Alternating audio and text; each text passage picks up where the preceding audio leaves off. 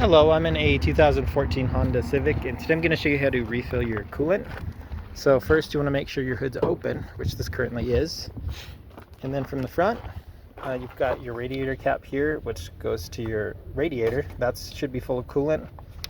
And then this hose here runs into a side reservoir where this straw here, it almost works like a straw, and it'll pull coolant from here.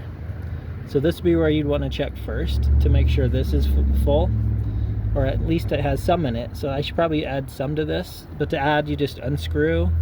You always, if you can, use the same type of coolant. It's better not to mix different varieties of coolant, and then use typically something like the 50-50 mix where it's mixed with some water. But you want to top this off. It doesn't have to be all the way full, but maybe somewhere around these lines would be ideal in this range. And then you can also, and it's just to clarify too, it's best to do this while the vehicle's cold, because coolant can get very hot and you don't want it to bubble up and burn you. That's not a pleasant thing at all. And it also operates under pressure, so especially for this cap, you don't want to open this while the vehicle's been running, and this would be hot because it'll shoot scalding poisonous water at you. Nobody likes that. Doesn't make for a good day.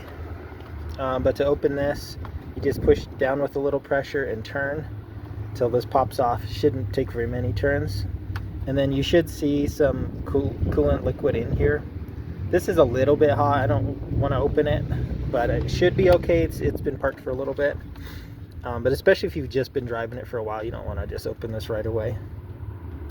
But yeah, open this. If you have to top this off, you can through here, but typically just for general maintenance, you're going to refill from your side reservoir here, where all this runs to. And then occasionally stuff gets cracked, which is part of why the side reservoir is here, because easier if stuff starts to get too hot and break for it to crack here first than your radiator, because that radiator gets expensive for replacement parts and labor and all that. But otherwise, I hope this video is helpful, and hope you have a wonderful day.